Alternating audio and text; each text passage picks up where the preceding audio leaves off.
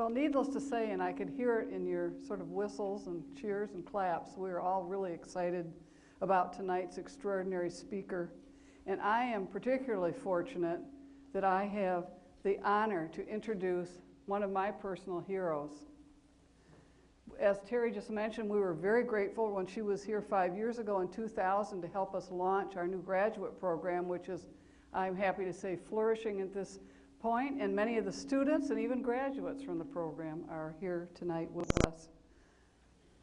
And so we're just thrilled that she's back, and we're even thinking, how can we perpetuate this? How can we make sure that Vandana Shiva visits us on a regular basis?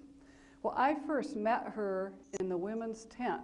That's tent number 10 at the Earth Summit in Rio de Janeiro in 1992. I was in awe.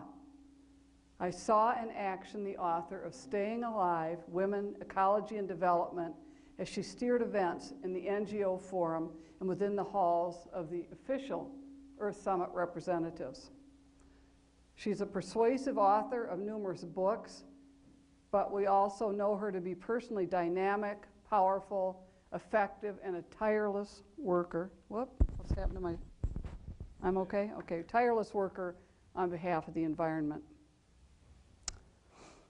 Of course, being brilliant and charismatic helps her to carry her message far and wide, but as an educator standing in the halls of higher education, I cannot fail to notice this. She prepared herself to extend her political and intellectual reach to their maximum through completing the full range of education. Dr. Shiva holds a PhD. Thus, she stands toe-to-toe, commandingly, with leaders from world governments, international organizations, and transnational corporations. Her concerns cannot be dismissed. She works on many fronts. Here are some of the images that I hold. Partnering with an elderly Indian couple to stand in defense of mangrove forests in India, which people seek to tear out for shrimp aquaculture. Serving as a drafter of the Cartagena Protocol on biosafety. Inspiring the NGO crowd of thousands at regular World Bank meetings. And interacting with Bill Moyers on his Now TV program just several months ago. The images paint a picture of a person who is comfortable participating in every facet of environmental advocacy, from local grassroots actions to the bright lights of the international stage where she is unquestionably a star. Please join me in saluting and welcoming this woman of many phenomenal talents, Dr. Vandana Shiva.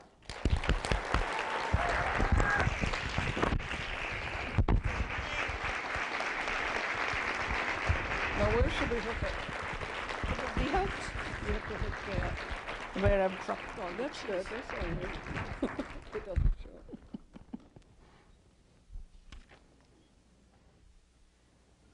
Thank you, Tracy. Thank you, Terry, and thank you to all the programs that worked to bring me back. Terry was under the impression it was just 2 years ago, and I was sure it was longer than 2 years ago, till we figured out it was 5 years ago. But time does pass in this kind of work. And what I've learned over my now 3 decades of environmental work and environmental activism is it's just a few lessons I'd like to share with you on education for sustainability, but through how I've learned lessons in sustainability and how we are engaging in public action as an aspect of education. Well, the first thing I've learned is, as far as lessons in sustainability are concerned, and education for sustainability is concerned, is that everyone is a student everywhere all the time, not just in classrooms. It's the one aspect where you just cannot master the art unless you're living it. And you can't master the art in a certain set of years. You kind of become an undergrad in international relations, become an M.Tech in information technology. And normally, you know, once you've reached that stage, that's the end of your learning. The rest of the time, you're replicating what you learned. In sustainability, there is never an end. Every day is a new beginning. And you can't box up education for sustainability. There is no way you can lock it up into a particular disciplinary track. There's always osmosis from other disciplines. And not only is there no boxing off in disciplines, there is no boxing off between knowing and acting.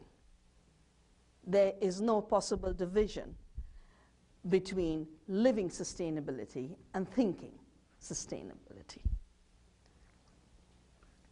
Of course, there are people who try, but the rate at which the ecological crisis is unfolding, if all you're doing is a theory, you're outmoded before you start. Because this is the next thing you have to address, and the next level of connections you have to see. Some of this stubbornness to not see, I was just thinking of when you talked about the whole issue of industrial shrimp farming and the destruction of mangroves.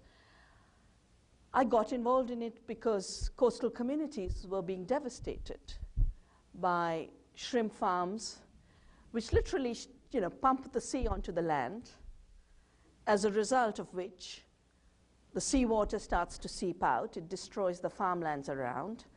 To build these farms, the mangroves must be destroyed. The coastal areas, which are commons, the beaches are commons from where the traditional fishermen set sail. They can't harvest their fish, they can't dry their fish, they've got no commons left. And I remember a particular song they sang for me when I was traveling the coasts to work with them, about how they said, we were the Patapu Rajas, we were the kings of the coast, and today we've been reduced to destitutes. This was in the 90s. 94, we filed a case on behalf of that old couple, beautiful Gandhians, Jagannathan, Mr. and Mrs. Jagannathan. And 97, 96 or 97, the Supreme Court, just looking at the figures of what this industry was doing, ordered its closure. For every acre of a shrimp farm, you have a shadow of 200 acres of destruction. That's mangroves and agricultural lands that have to be destroyed. For every dollar of the shrimp economy, for what's earned through trading and exporting shrimp, you have $10 of destruction in the local economy. And for every job in the shrimp industry, you have 15 livelihoods destroyed in fisheries and farming locally. So if you're just looking at the dollar of trade or the acre of the farm or the job created, it's all growing. Yeah? It's all growth. But you look at the shadow side, the destruction is outweighing the economy that's being generated. And that's what led to the Supreme Court order, brilliant order, which basically said, you have given us the dollar argument, but we are not convinced, because far more is being destroyed than what your dollar earnings are bringing to the country. And so we order closure. Of course, the shrimp industry involves all the big giant corporations. Their local contractors involve all the politicians and all the big bureaucrats. So of course, they subverted the order. They continue to farm. And I remember, must have been 97 or 98, I did a major public hearing for all the coastal communities affected. And one particular evidence still comes to my mind. The evidence of a person who said, till the mangroves were there, the wind velocities used to be reduced by 50%. And he said, the next time we have a massive storm, we won't be protected. Sure enough, 26 December when the tsunami came, it's the villages where the mangroves had been destroyed that you had the highest mortalities. And villages where the mangroves were not destroyed by the shrimp farms, not a single death. The tsunami had the same velocity, except it was absorbed by the mangroves. And one would imagine that in a sustainable system where there is education for sustainability, that simple correlation would, at least after that tragic disaster, register. But guess what the World Bank is using its tsunami aid for? Rebuilding the shrimp farms, which it financed in the first round. And it's leading to new conflicts, it's leading to a whole new concern. And I think part of the problem is the World Bank as an institution and the individuals in the World Bank really think they don't need to learn anymore, they don't need to look anymore, they don't need to draw lessons anymore. The second lesson I've learned in my last 30 years is not just that everyone is a student all the time, but everyone is a teacher in sustainability. No one can be excluded from the potential to teach. And when I say no one, I include the activist, I include the uneducated peasant. My first teachers of sustainability were the uneducated women of the Himalaya, the women of Chipko. They didn't know how to read and write. They'd never been to a school, leave alone a university. And yet everything I learned about the first principles of ecology was in my 4 or 5 years of volunteering with that movement. It could be the river as a teacher, the seed as a teacher, the earthworm as a teacher. It depends who inspires you as a teacher. But in sustainability, our education comes from every being, from every aspect of life. One of my favorite writings is a speech that Tagore actually gave, I think, in Chicago years ago. He was a Nobel laureate for literature who gave back his Nobel Peace Prize because of the war. And he was asked about what's the difference between India before globalization, of course, India before World Bank development, India and the West. And he said, the West has locked education in concrete and brick, whereas we have kept learning for the forest. And he was talking about literally till he started Shanti Niketan, the University of Peace outside Calcutta, very important university. And he didn't have classrooms. I spent 4 months there because my physics PhD guide was asked to come and start a physics department there, so I traveled with him. And there were no classes in Bray, except there were beautiful trees under which you sat and learned, as learning has been for centuries. We've, of course, now caught up with the United States in locking learning into brick and concrete. Glass, actually. Lots of glass, which needs, at 50 degrees temperature, needs lots of air conditioning to survive. The third principle for me is that it is leaping beyond the Cartesian locks of division and separation. I think one of the most tragic moments of human evolution was when at the beginning of the scientific revolution, a bunch of men just decided that knowledge was reliable only when it was made totally unreliable. And you could define as totally objective that which had nothing to do with reality. That abstract categories became primary qualities. And primary qualities were reduced to secondary qualities about which you could not be certain. You couldn't be certain about smelling rotten food? or chemicals, tasting chemicals in your food. You couldn't be certain about that drilling that goes on across my room at the Kellogg Center while they renovate the hotel. Can you imagine?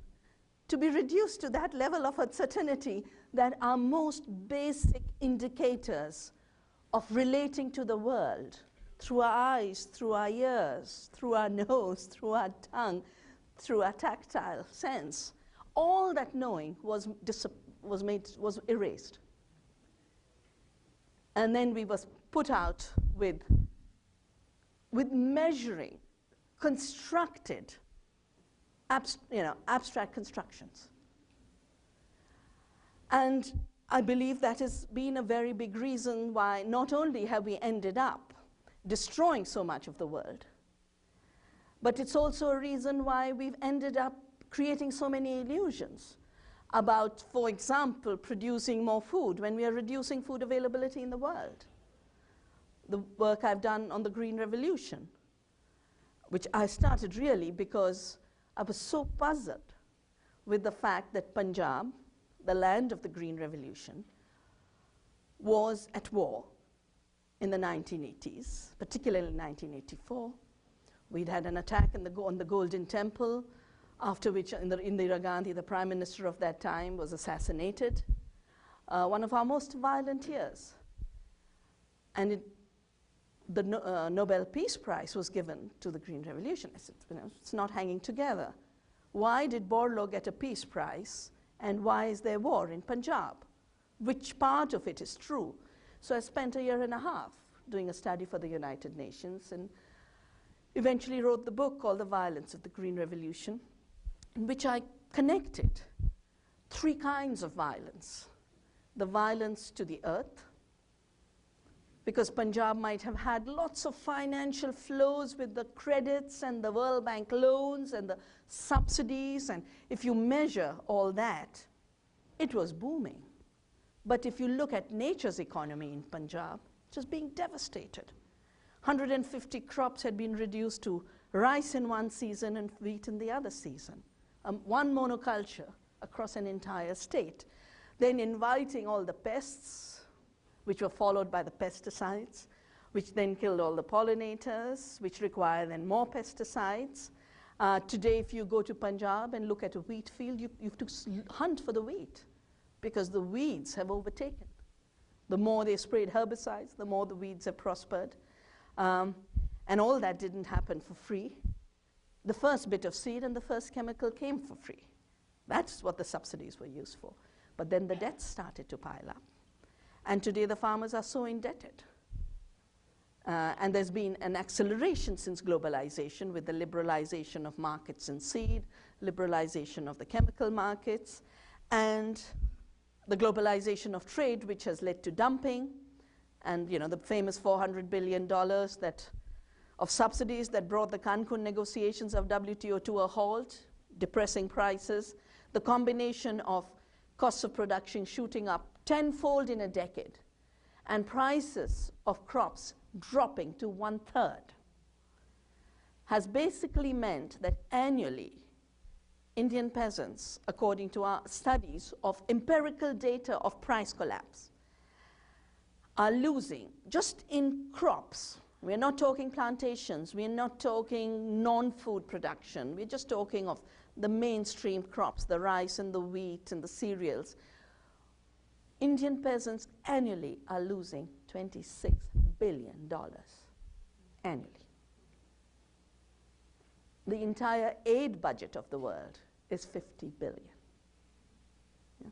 So half of it is being evaporated in India alone, but that same thing is happening in Africa, and the same thing's happening in Central America. And if you recognize that a quarter of the farmers and peasants are in India, then it's about $1 trillion being lost just in terms of falling prices annually. And that doesn't take into account the rising costs of production. Why are the costs of production rising? Because on the one hand, the seed sector has been liberalized, and that was part of what the WTO and the World Bank required. And the kind of seed supply that Latin American countries have had, African countries have had, India has had, is normally 80 to 90% seeds supplied by farmers themselves from seed evolved over millennia. And that's where the real diversity is. India had 200,000 rice varieties. Navdanya movement has saved more than 2,000 rice varieties now, after all the erosion of the Green Revolution. Hundreds of bean varieties, dals, legumes, wheats. We grow 35 kinds of wheats on our small little farm, one of which, by the way, was patented by Monsanto last year. And we challenged them, and the patent was revoked. It was a patent for an old Indian wheat variety. This is so funny, because the patent application said the wheat they're using is derived from an Indian wheat variety, except that because they'd stolen the wheat, they didn't know its name. But it was stolen from the border of India and Nepal. And I can just imagine someone on the phone saying near Nepal, and the pirate was hearing, Nepal became Nepal, and by the end of it, Nepal became the name of a variety. But in Hindi, Nepal means Napal, which is that which gives no seed, which no Indian peasant would name their variety. So we had a wonderful time challenging that patent, and in September last year, the patent was struck down.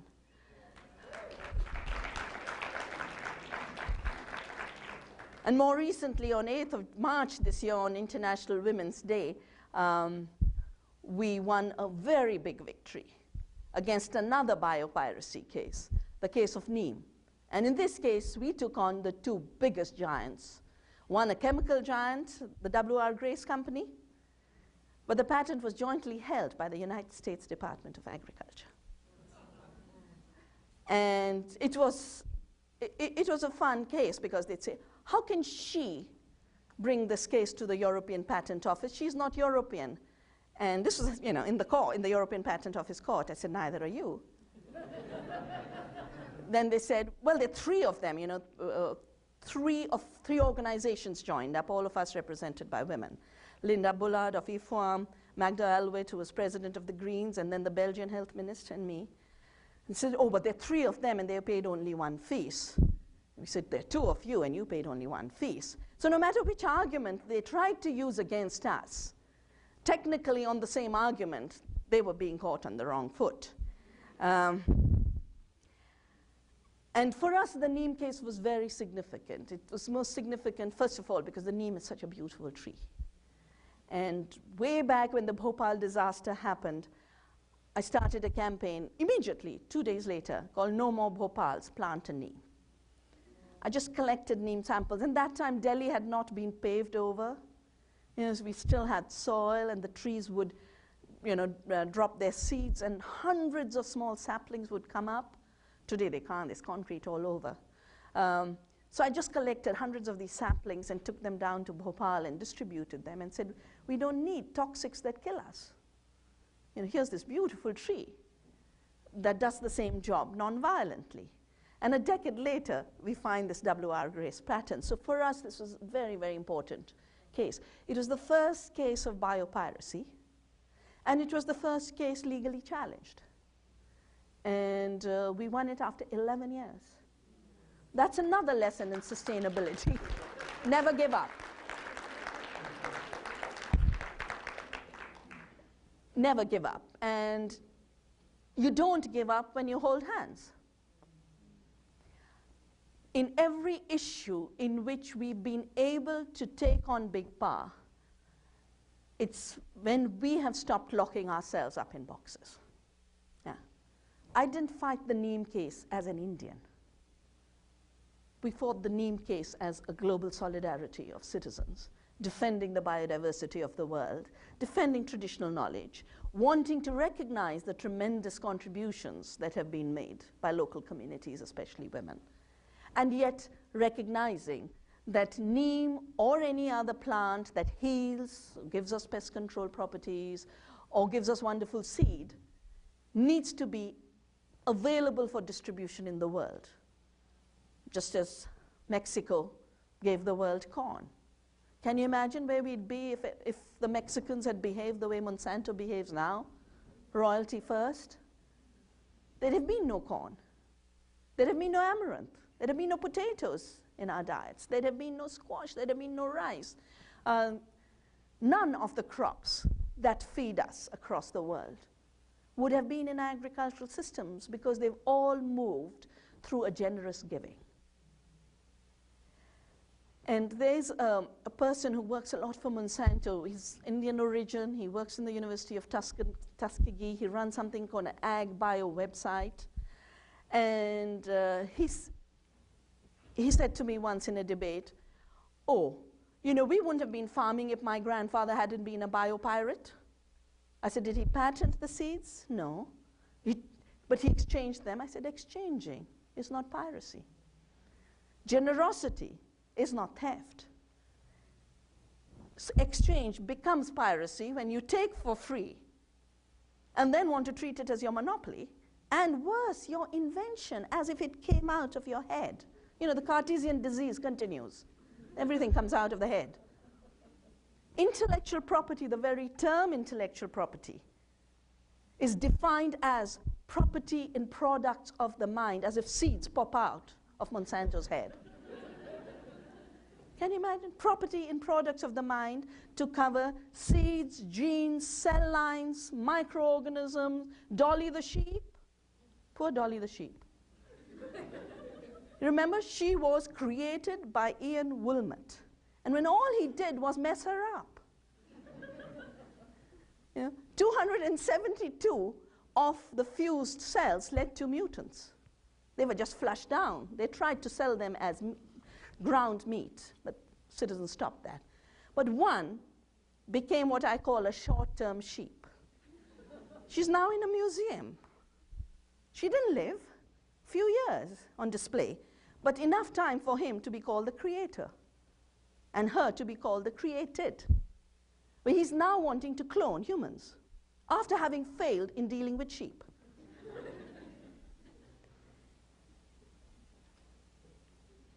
I think the other step, or the lesson in sustainability for me, is to give up that arrogance.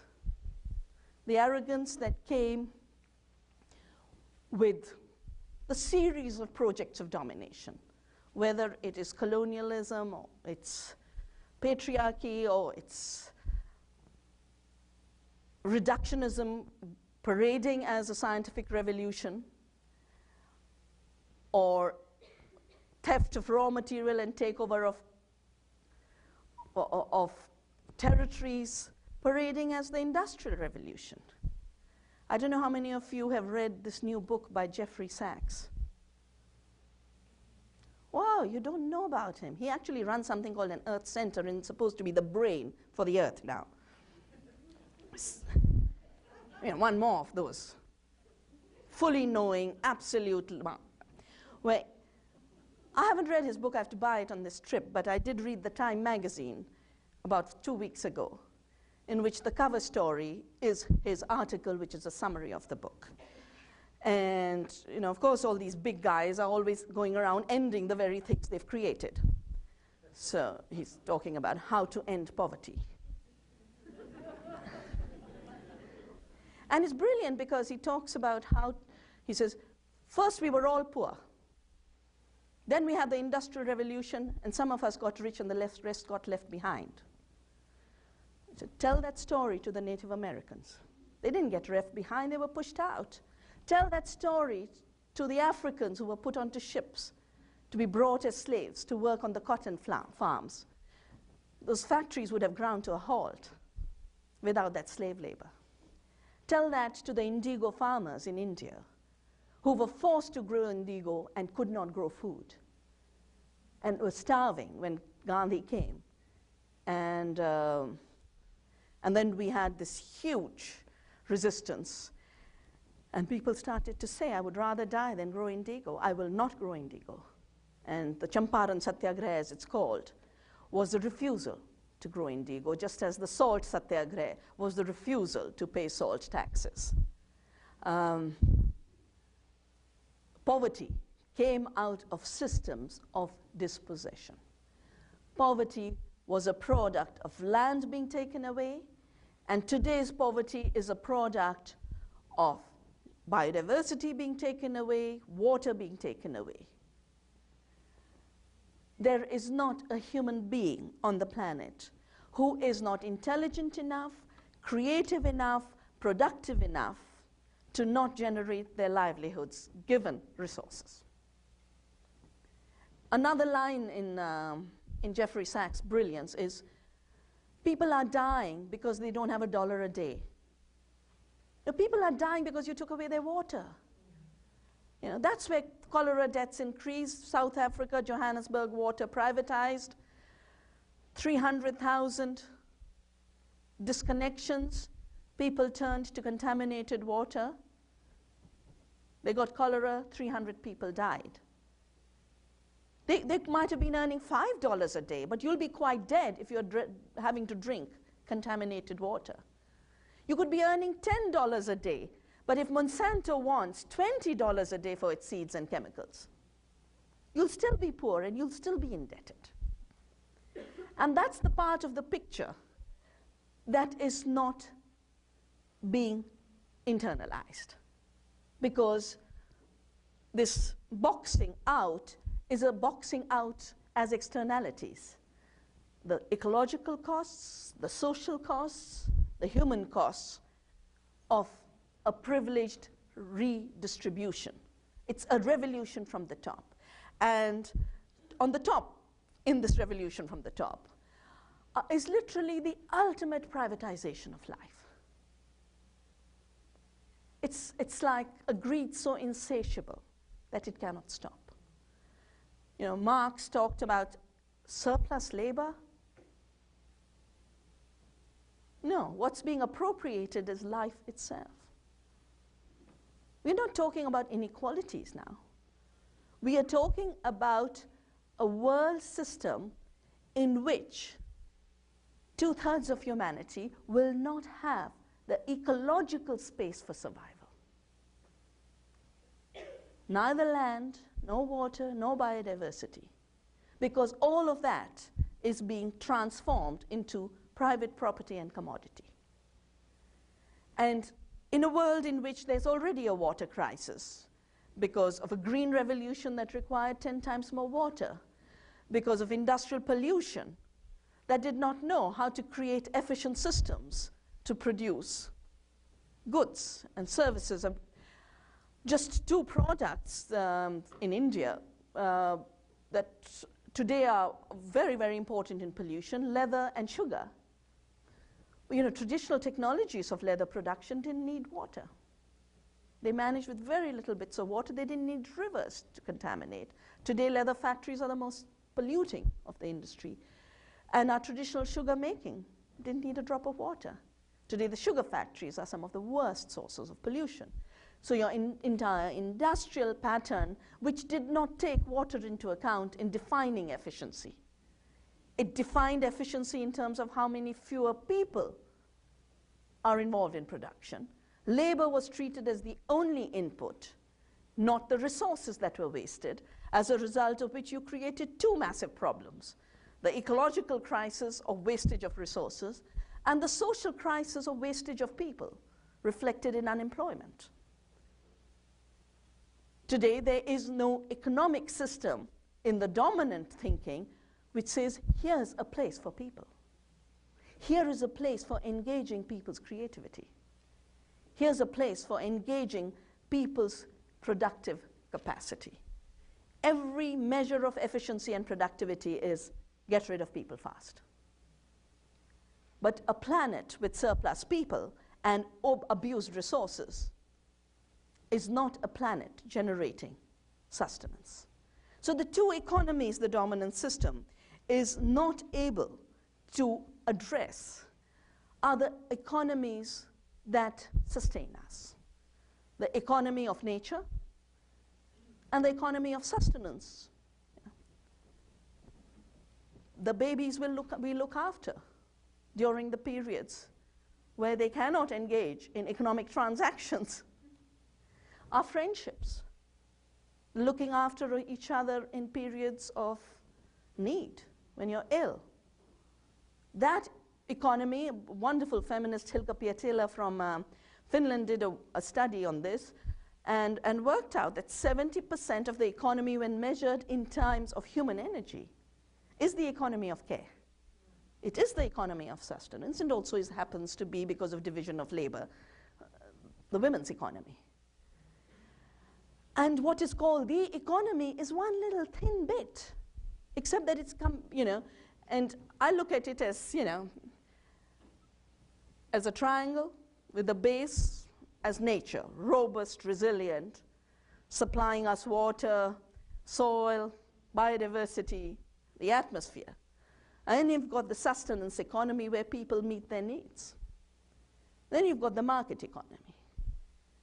And growth was defined as the growth of the market economy, but how it was eating into the sustenance economy and nature's economy was never looked at. So what you now have is an upside-down pyramid, sitting vulnerable to topple any time, and made even more vulnerable because the market economy has made yet another leap of fiction, that instead of transactions in goods and services, you now have totally fictitious transactions in imagined money.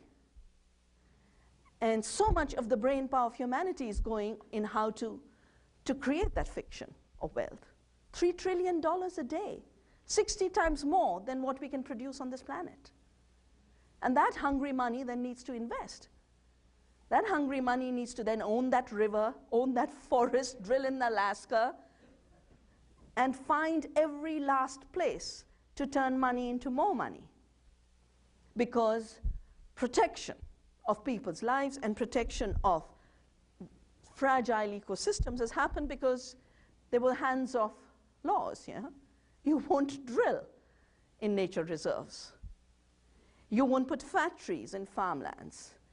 You won't squeeze out rural areas by urban sprawl. And when each of those is lifted as an interference in investment and as a tariff barrier, what you basically have is this money that is 60 times more than what you can produce, requiring to literally take over the entire planet. And once it's taken over the entire planet, since it's got used to that imagined multiplication, you sit on a computer screen, I don't even know how those things work, but the derivatives and the this and the that, all I know, it's one fun game of fiction, one big casino. But once you've got used to that, you're not going to imagine that when you start drilling out too much water, it won't keep filling up with fictitious water. You're going to run out of water. So when the market starts to define sustainability, you start to get a total confusion. And you start to replace the sustainability of nature, her vital ecological processes, the life support system she offers, the sustainability in terms of society, the ability for us to look after ourselves, each other, our communities. That's the sustainability, the ecological and social sustainability is replaced by sustaining the market. And sustaining the market basically means keep extracting more and more out of nature and keep extracting more and more out of society to keep the market going. And I want to just share two of these imaginings of pseudo-sustainability in the area of water. Some years ago, Monsanto tried, it failed, but they did try to get into water also, into water privatization. And this document that was sent to me from someone in Monsanto had this, it was from their sustainability division. And the sustainability division basically talked about how there's a crisis, how many people are drinking polluted water, how the scarcity is going to grow. And then it went on to say, and all of this makes for a sustainable market. That's one interpretation of sustainability. But the other that is related to the other dimension through which corporations like Monsanto generate their own sustainability is, for example, through a combination of imposing laws of patenting of seed, and they are on record saying that the trade-related intellectual property rights agreement of the WTO was crafted by them and industries like them, by the Walt Disneys and the Pfizers and the Monsantos. And they've said, we did something unprecedented. We wrote an agreement and turned it into international law. And we were the patient and the physician and the diagnostician all in one. The problem is when 80% of the farmers, especially of the countries of the South, agricultural economies, when they save their own seeds, Monsanto can at best grab 20% of the market. And that too with very false claim. For 3 years they've been selling cotton seeds of Bt, which is Bacillus thuringiensis genes put into the cotton. They sell it as under the trade name Bolgard. For 3 years in a row, it's been failing. The promise was 1,500 kilograms per acre. Farmers have been harvesting 200 kilograms an acre. Farmers were supposed to get 10,000 rupees additional incomes per acre. They've been losing more than 6,000 rupees per acre. Now, for 3 years, every year, about 20 independent agencies in India put out their reports, and government agencies also.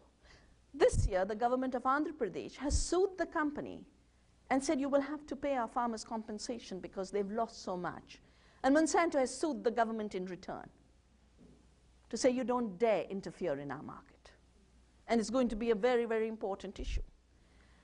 But I've just received a fax, one more fax this morning.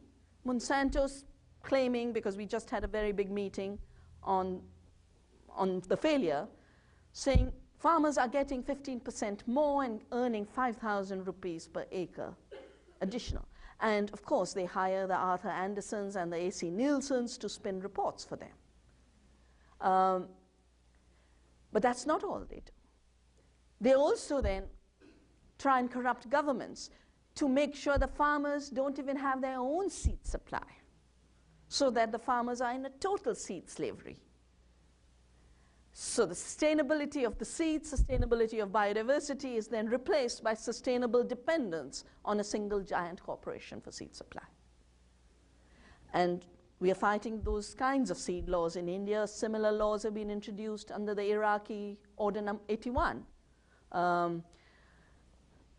Europe, farmers are fighting. In this country, I think 30 years ago it was done, and farmers didn't notice that the compulsory registration of farmers' varieties ended up meaning an end to farm-saved seeds. After that, with patent law, saving seeds is defined as a crime. And now Monsanto's suing US farmers up to $3 million for contamination that they cause, reversing the polluter pays principle into the polluter gets paid principle. Volunteer crops, a particular seed from last year grew out this year. And they've got helicopters going over the farm saying, last year soya bean grew this year, you are a thief. So your entire crop belongs to us. That's what they did with Percy Smites, the Canadian farmer, sued him for $200,000. So the sustainability of farmers' livelihoods, sustainability of seed reproduction has to be destroyed for the sustainability of the market. And Coca-Cola says this in absolutely no uncertain terms. All of us in the Coca-Cola family wake up each morning knowing that every single one of the world's 5.6 billion people will get thirsty that day. If we make it impossible for these 5.6 billion people to escape Coca-Cola, then we assure our future success for many years to come. Doing anything else is not an option. Now, what does Coca-Cola's sustainability of making 5.6 humans dependent on them for quenching every time they go thirsty, for quenching their thirst each time? It basically means that they set up more and more plants, but those plants, even though Coca-Cola this bottle is Michigan State University, wow. They might have stopped now, but in the early days when you saw a bottle of Dasani, it would say manufactured by, and they weren't talking about the plastic. They were talking about the water inside. Because part of that illusion of creativity is that creativity happens or production happens after capital has touched a natural resource. And in the case of Coca-Cola, every plant they've set up in India is mining 1.5 to 2 million liters a day. In their own records, there's a footprint of 5 to 6 liters for every liter of bottled water. That much water has to get destroyed. And of course, theirs will be an underestimation. My assessment is tenfold more destruction. And the destruction is both because of mining at rates higher than your water can be recharged, and leaving behind pollution. Pollution both from the the reverse osmosis that they use for bottled water, and for their bottled water plants, which flushes out all those things they use in these drinks that aren't supposed to be in food.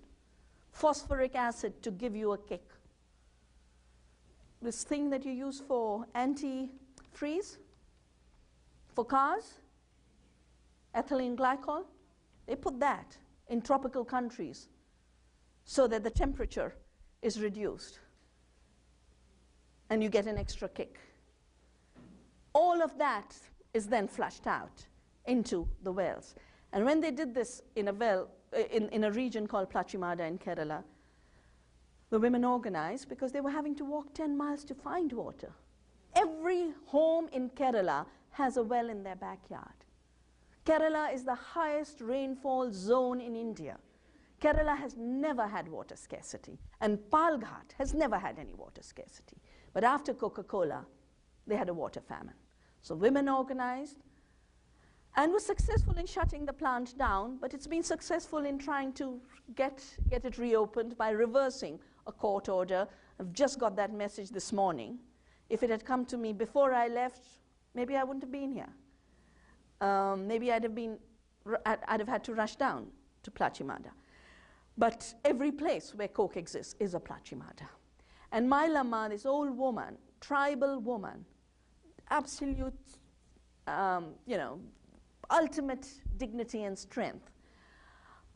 When we organized a Women in Water conference, and she came over to Dehradun, and she obviously doesn't give long speeches. She just spoke 5 or 6 sentences.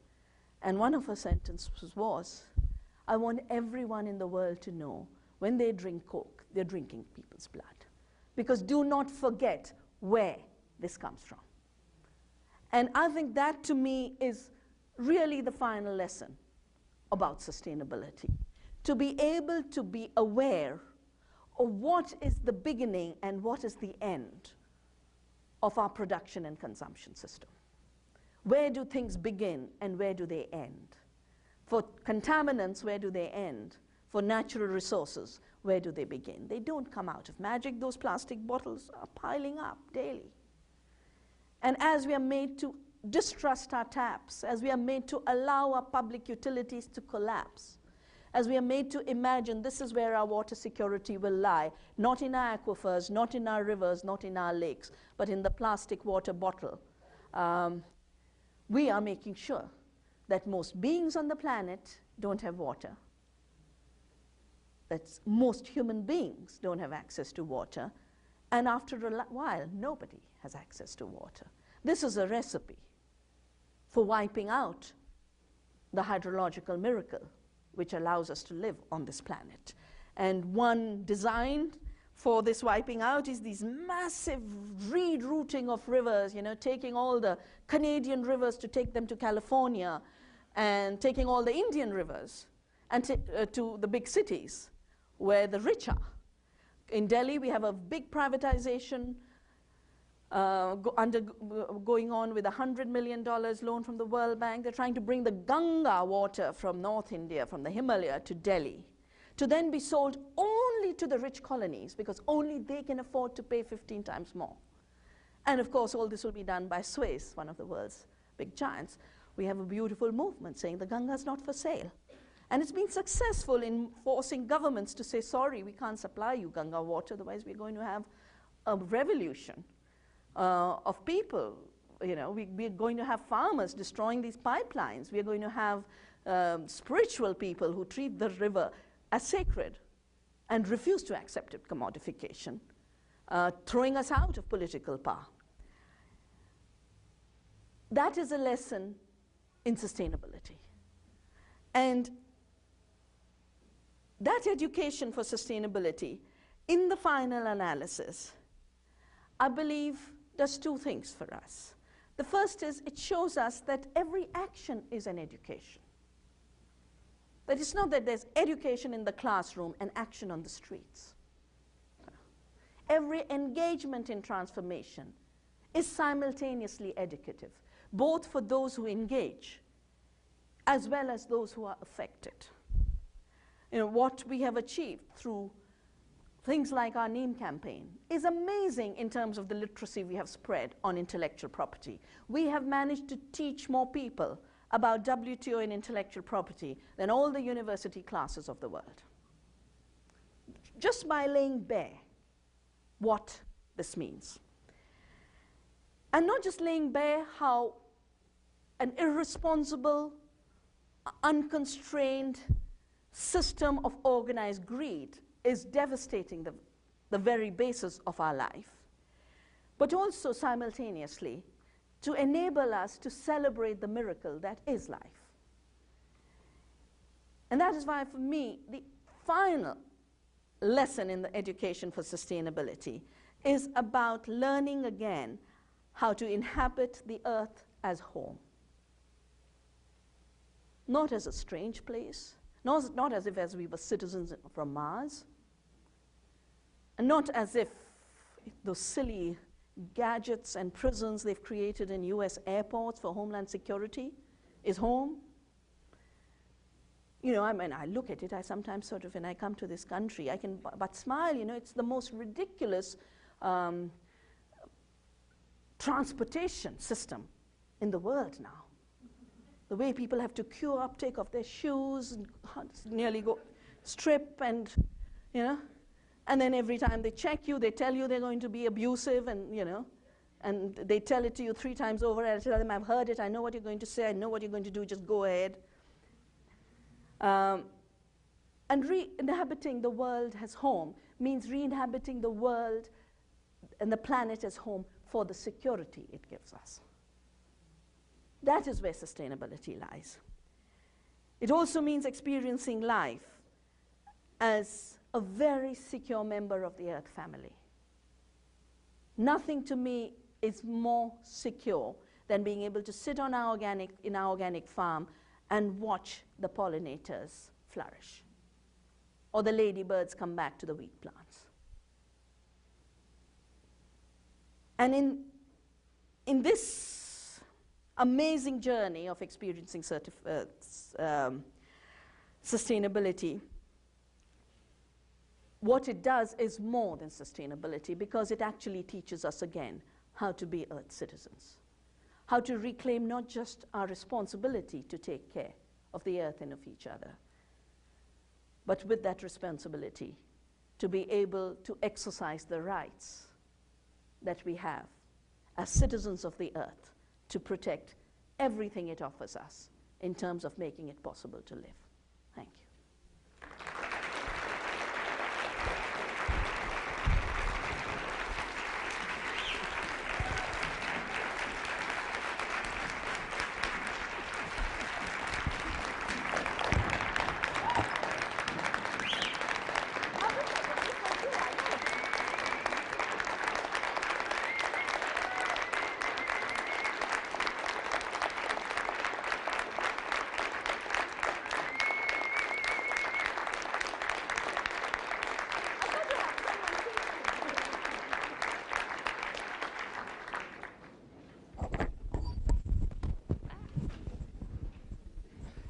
Dr. Shiva has graciously agreed to answer a few questions. So if you have a question, we'd be glad to hear it. I only ask, there's a large crowd and probably quite a few people with questions, so we would be appreciated if you would resist the temptation to expound and just ask your question. You're talking about the soya industry? Yeah, the question is, how is the soya industry involved in India? Well, you know, we've had our own indigenous soya in the hills, beautiful black soya. It's called the bhat. And I remember as a kid, we could roast it and eat it. It was one of our favorite snacks, very high protein. But the soya bean that has been spread in the last, literally in the post-war era, is now the US hybrid. And this was evolved really for cattle feed. It was evolved for cattle feed during the war when, because of the war, the United States wasn't getting enough of its shipments. But in addition to cattle feed, they then learned, also because there was a shortage of lard at that time, they learned through solvent extraction how to extract oil and fat from obstinate sources. In the case of lard, it was carcasses thrown away. And in the case of oil, it became soya oil, which is not an oil, edible oil in any sense of the term, you know. Edible oils are those when you put between your fingers and you do that, you get oil like coconut. You can put sesame oil in a little pestle and you get oil. You put groundnut. You know, those are called edible oils, where the oil just oozes out, and you can do it at any level in the household, in the cottage industry, at any level. Soya industry means you need solvent extraction plants. And about 20 years ago, the World Bank started to finance soya bean in a particular belt of India, which is sort of the Narmada Basin, the Malwa Plateau. And all of it used to get exported as cattle feed to Europe. And then the solvent extraction plants used to have some edible oil, but it was a very unpopular oil. Nobody consumed it. People looked down on it. It was really considered third rate. It wasn't what you eat. But 1998, an entire edible oil industry was slammed shut, and the soya oil imports were opened up overnight. And of course, the Soya Association had been camping in India and hanging around and ensuring that this happened. So what's happened now is 70% of India's edible oil has moved to imported, subsidized, probably genetically engineered soya oil. Meantime, the Indian industry is, what little there was, is collapsing because the subsidized soya is so much cheaper than the local soya because it's not that subsidized. But we have a huge movement against soya monoculture because it has finished off the soils, it's finished off the farmers. They have huge pest infestations. I get visits from Madhya Pradesh, farmers wanting us to come and help them convert to organic farming and to diversified agriculture. And it's really sad, you know, in 20 years, you can actually lose knowledge of farming. So Punjab, people don't know how to farm without chemicals, and it's a very, very big job. And the same goes for the soya industry. But my figures are that, you know, the world's agriculture, if we don't through our choices in terms of what we eat, what we buy, if we don't make our decisions felt on the marketplace, the world's food supply system is being moved to a soya monoculture. And it's being reconstituted into everything. You know, we Indians love dals. And now they want to sell us analog dals, you know. So you don't have to have your chana and your tur and your masoor and your moong. It'll all be soya, shaped into certain different shapes and colored in different dye. And I definitely don't want to live in an impoverished world of a soya monoculture. Well, it's realistic in the sense it's happening, it's for real. Is it realistic in being able to change the patterns of corporate behavior? Not by having one, you know, this big Coca-Cola fight we have, well, every time there's an issue on mining of groundwater, they set up one little tank for water harvesting. And they call it corporate social responsibility. $1.52 million mined, 200 liters harvested. Yeah? So as long as you have 200 liters of showcasing and 2 million liters of destruction, it won't solve the problem of non-sustainability. And that's why it's not enough for corporations to declare how sustainable they are. The real report card is for communities that are impacted to declare that they are sustainable. I don't think it's just a school of thought. I think there is a deep inconsistency between the rules of a so-called free market, which is not very free, and is free only to the extent that it allows the deregulation of corporate behavior and commercial activity. And part of that deregulation is environmental deregulation, removing all the regulations that put limits on exploitation, pollution, etc. Now, deregulation of resource exploitation cannot then conserve the resources that you're overexploiting without any limits or without any regulation. And I can give you many, many examples of how the laws of the market and the laws of ecological sustainability are running into deep contradiction with each other. And what globalization as deregulation as commerce has done is break down the capacity of governments to be able to put any limits. That's exactly what has been sacrificed. So what's the only thing now surviving is citizen concern for conservation to rebuild back into regulatory structures at various levels, local, national, global.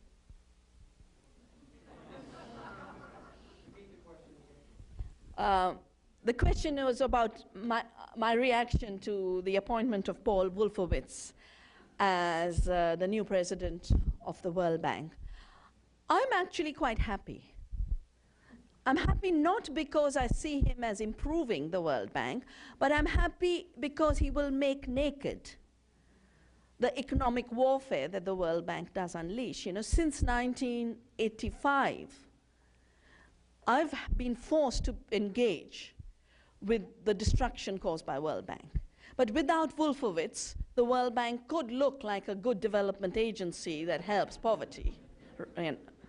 And now we don't have to go through that pretense anymore. We can deal with both the Iraq war and economic warfare as one agenda. It in a way helps consolidate citizen agendas for peace and sustainability.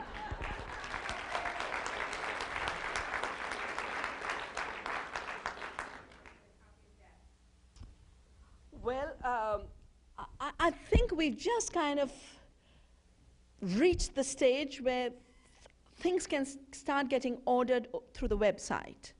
And it's not just that film. We've actually got some very, very nice films. We have a film on the whole prawn farming called The Violence of the Blue Revolution. We've got, I think, 2 films made by Indian filmmakers on the seed movement, one called Seeds of Life and another called Seeds of Freedom. More recently, a German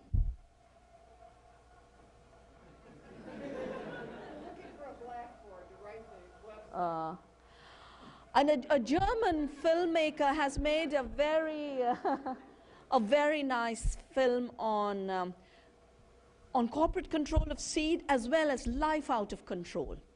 He's a very thoughtful filmmaker, and he's made some copies available to us.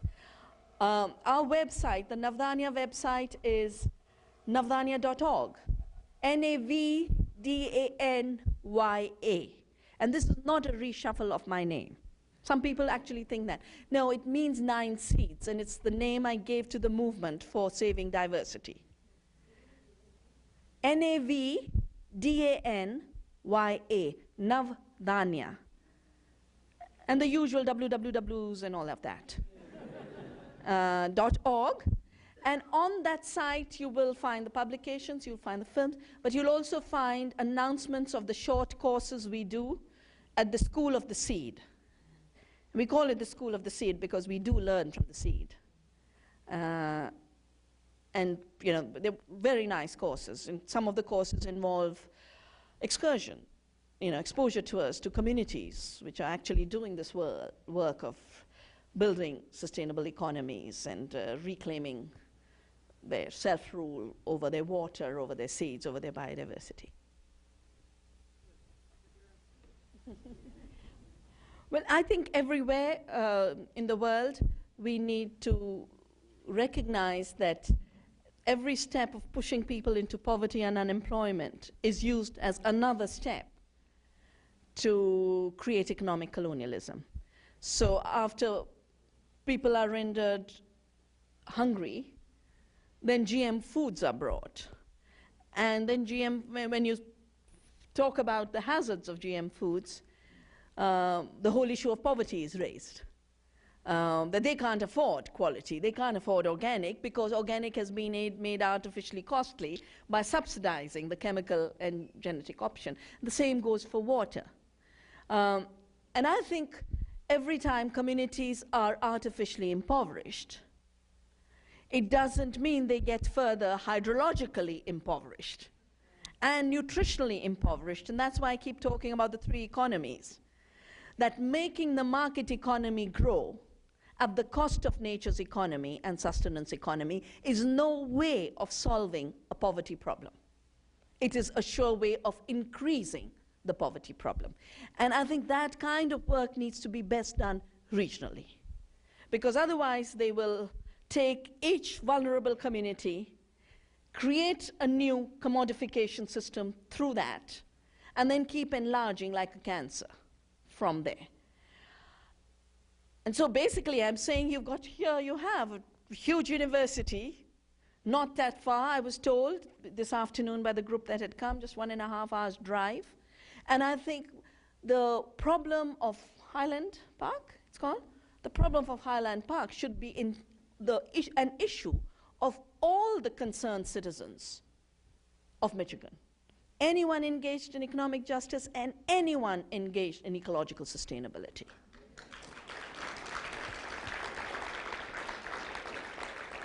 And of course, we'll be more than happy to send you what videos and all. We do have a video on the fight in Plachimada. I think we have a good CD on the public hearings because it went all the way to the parliamentary committee. And I know there was a young couple trying to make a new film, but I'll make sure we send you whatever. You know. Well, you know, I've both been a scientist, and I've studied science and technology policy for a large part of my life. And what I've learned there is any step in technology development or scientific innovation takes place in the public domain. It is then privatized at the end to corporations. And I think one of the biggest illusions and myths of our times is that without total corporate ownership and power, we will have no new technologies. That's not true.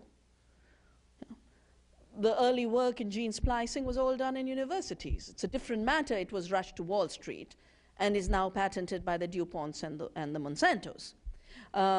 Every drug development, 70 to 90% of the research that feeds into drug development is done in universities and public sector research systems. I'm now on a very big committee set up by the Royal Society, which was the founder of the Industrial and Scientific Revolution. And even then, they had created limitations on ownership over technology, monopoly rights and exclusive rights over technology. And there is now a growing world opinion based on empirical facts that exclusive rights actually strangulate scientific innovation and technology development. And therefore you need much more of sharing of knowledge and much more of facilitation in technology transfer of the sustainable technologies. Then you come to the fact that what have been offered as sustainable technologies are sometimes not. Monsanto's herbicide-resistant and Bt toxin crops are offered repeatedly as sustainable options. Neither of them are. Herbicide-resistant crops have increased resistant herbicides in farms, and that's becoming a big problem in the United States. And Bt toxin crops have increased the occurrence of pests, including the bollworm, which it was meant to control. The fact that these scientific issues do not reach the larger public information system is partly because the companies do control communication and media in a very big way. But at least the technology in the technologies of agriculture, I think chemical agriculture was the first regressive step in sustainability, and the two crops of genetic engineering that we have is the second regression. Ecological agriculture is the only way this planet can be fed using the limited resources, conserving them while producing the food we need. And agriculture is not like making a Boeing plane.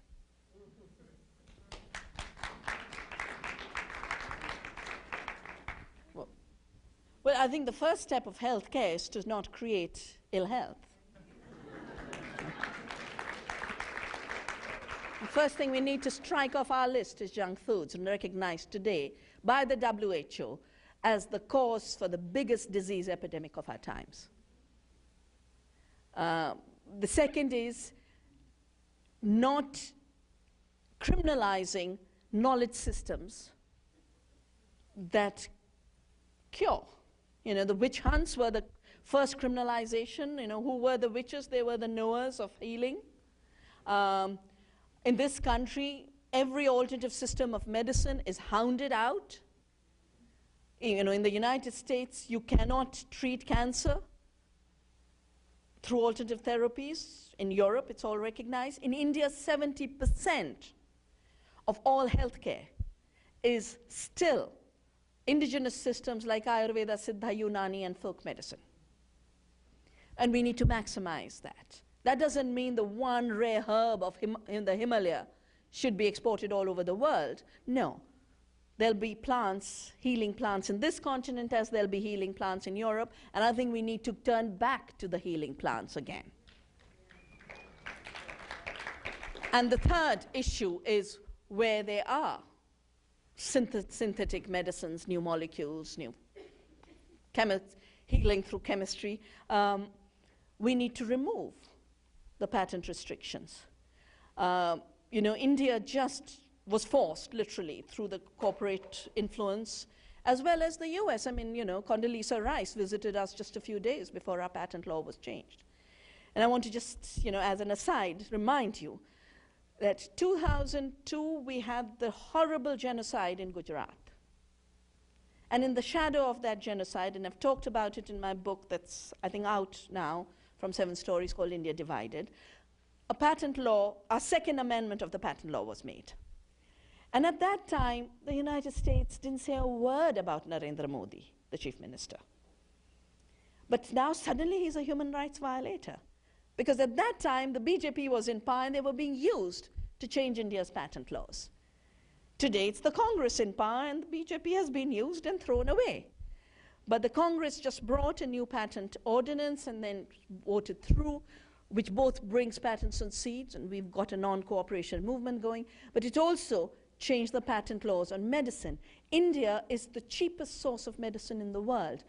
The same HIV/AIDS retrovirals that US corporations sell for $20,000, we make for $200. And we have managed to supply all of Africa. Now, with the new patent laws, Africans won't have access to that affordable medicine. 4 companies used to make a cancer drug in India, which used to cost 10,000 rupees per month of treatment. Novartis has just brought in a patent, and 4 companies have shut down, and now Novartis's treatment costs 125,000 rupees per month, which even the rich of India can't afford. So what we are really seeing is both the creation of more disease and then a prevention of the ability to treat disease. I believe the three areas where sustainability, justice, humanity will necessarily have to be reclaimed, because if we can't, we don't live, is water, food, and health. And these are the three areas where it doesn't matter where you are. You could be in North America, you could be in India. Recovery of the commons and recovery of the public domain are the new democratic issues of our times. Thank you.